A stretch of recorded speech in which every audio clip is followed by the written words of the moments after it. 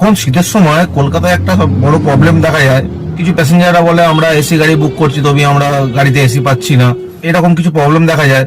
AC বুক করার পরে ড্রাইভাররা non AC গাড়ি নিয়ে যায়, নন এসিতে ট্রাভেল করতে হয় প্যাসেঞ্জারদের। এটা এখন একটা সবচেয়ে বড় প্রবলেম দাঁড়িয়ে গেছে কলকাতাতে। অরিজিনালি প্রবলেমটা কোন জায়গায় সেটা আজকে দেখবো। আমি সমস্ত এক ক্যাবের কথা বলছি। এক্সাম্পলের জন্য আমি উবেরকে নিয়ে নিচ্ছি, উবেরের অ্যাপটা আপনাকে দেখাচ্ছি। যে কোনো জায়গা থেকে যদি বুকিং করেন গাড়ি আপনি এনি ওয়ান অ্যাপেতে, কোন অ্যাপে কত টাকা ভাড়া দেখাচ্ছে। আমি ধরুন আমি এখন যেখানে আছি যেখান থেকে শুট করছি, এইখান থেকে আমি এয়ারপোর্টের লোকেশন মারছি, মেরে দেখছি কোন অ্যাপে কত টাকা ভাড়া দেখাচ্ছে। যে কটা অ্যাপ আছে সিটি ট্যাক্সি হিসাবে চলে, সেই কটা অ্যাপের ভাড়া চেক করে আপনারা দেখাবো এই প্রবলেমটা কোথায় হচ্ছে, কেন ড্রাইভাররা এসি চালাচ্ছে না বা চালাতে চায় না প্যাসেঞ্জাররা এসি গাড়ি বুক করলেও। তো এখানে দেখা যায় 90% প্যাসেঞ্জার আছে, আমি 90% এর কথা বলছি, 90% প্যাসেঞ্জার এরকম আছে বুক করলে নন এসি গাড়ি প্রথমে বুক করছে এখন শীতকালে। তো যদি 100টা বুকিং আসে একটা ড্রাইভারের কাছে, তার মধ্যে দেখা যায় 90টা বুকিং নন এসি আসছে।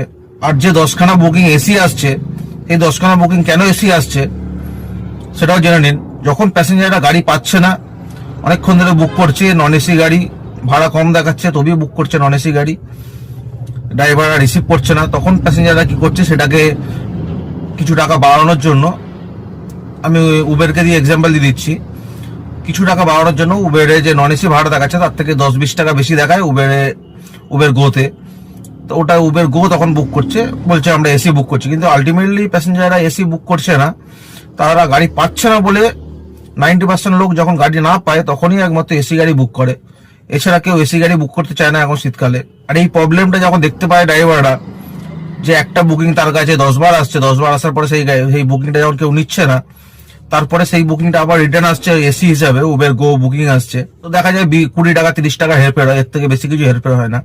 তো একটা নন এসি গাড়ির যা ভাড়া হয় তার 25% বেশি ভাড়া হওয়া দরকার এসি গাড়ির ক্ষেত্রে, কিন্তু এখানে দেখা যায় 20 টাকা 30 টাকা 40 টাকা এরকম ভাড়া বেশি হয়। 20 টাকা 30 টাকার জন্য কেন কেউ এসি চালাবে? আর আপনার তো এসি রেকমেন্ড নেই, প্যাসেঞ্জাররা গাড়ি পাচ্ছে না, সেই কারণে প্যাসেঞ্জাররা নন এসি ছেড়ে এসির দিকে যাচ্ছে বা অন্যান্য সাইডের দিকে যাচ্ছে, প্রাইম বা প্রায়োরিটি এরকম বুকিং খুঁজে নিচ্ছে। যেহেতু গাড়ি পাচ্ছে না, ভাড়া বাড়ালে যদি গাড়ি আসে বা 20-30 টাকা 35 টাকা টিপ হিসাবে বাড়িয়ে দেয়, 20-30 টাকা বাড়িয়ে যখন কেউ এসি গাড়ি বুক করে তখন ড্রাইভারদের পক্ষে 20-30 টাকা বাড়িয়ে যখন কেউ এসি গাড়ি বুক করে তখন ড্রাইভারদের সম্ভব হয়ে ওঠে না যে 20-30 টাকা বাড়িয়ে দিচ্ছে বলে আমাকে এসি চালিয়ে দিতে হবে এত রাস্তা। আমি কিছু এক্সাম্পলের জন্য কিছু স্ক্রিনশট দেখিয়ে দিচ্ছি আপনাদের, যে এইরকম ভাড়ার সব রেট। নন এসির ভাড়া এত টাকা দেখাচ্ছে, সেখানে এসির ভাড়া তার থেকে 20 টাকা কি 30 টাকা বেশি দেখাচ্ছে। তো এটা কোনোভাবেই সম্ভব নয়, 20-30 টাকা বেশির জন্য এসি চালাতেই হবে।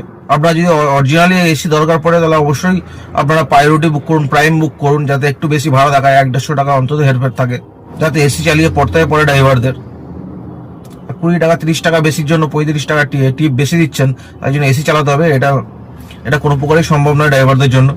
কলকাতায় যেসব মিটার ট্যাক্সি চলে, মিটার ট্যাক্সিতে যা ভাড়া দেখায় সেই ভাড়ার সাথে এসি চালাতে গেলে তার সাথে 25% এক্সট্রা পড়ে, কিন্তু এখানে অ্যাপের মধ্যে এরকম কোনো এক্সট্রা ভাড়া দেখায় না। 20-30 টাকা 50 টাকা হেরফের হয়, ডিফারেন্স যদি থাকে একমাত্র যাত্রীর সাথে একটু ডিফারেন্স বেশি আছে, 18 থেকে 20% মতো বেশি দেখায়, 25% পুরোপুরি দেখায় না বেশি। তো আপনাদের যদি এসি দরকার থাকে আপনারা একটু বেশি টাকা দিয়ে বুক করুন, নয়তো নন এসি দিয়েই ট্রাভেল করুন। আর আমাদের ড্রাইভার বন্ধুদের বলবো, যদি আপনারা এসি বুকিং নিচ্ছেন, যদি কাস্টমার বলে যে এসি চালানোর জন্য, তাহলে অবশ্যই এসিটা চালিয়ে দেবেন। গাড়ি ঠান্ডা করতে বা চিল করার কথা হচ্ছে না, এসিটা চালানো মানে হলো বাইরে পলিউশনটা ভেতরে না ঢোকা, বাইরে ধুলোবালি, এখন শীতকালে ধুলোবালিটা বেশি, পলিউশন বাইরে বেশি, সেই কারণে নর্মাল একটা টেম্পারেচার রেখে দেবেন, দিনে হোক রাতে হোক। আপনার যে ঠান্ডা লাগবে সেটা কোনো ব্যাপার নয়, আপনি নর্মাল টেম্পারেচার রাখবেন, একে এসি চালিয়ে দেবেন। আপনার এসির মধ্যে যে ব্লুয়ার আছে, ব্লুয়ারে ওখানে দেখবেন যে সাইডে টেম্পারেচার কমানো বাড়ানো যায়, সেটাকে মিডলে রেখে চালাবেন। তাহলে কি হবে, গাড়িতে এসিও চলবে, কাস্টমার এবার 2-4টে জ্যাকেট পরে থাকুক তাতে কোনো অসুবিধা নেই। আপনারা নর্মাল একটা টেম্পারেচার এসি চালিয়ে রাখবেন, যেটা আপনারা না ঠান্ডা লাগে না কাস্টমারের গরম হয়। ধন্যবাদ।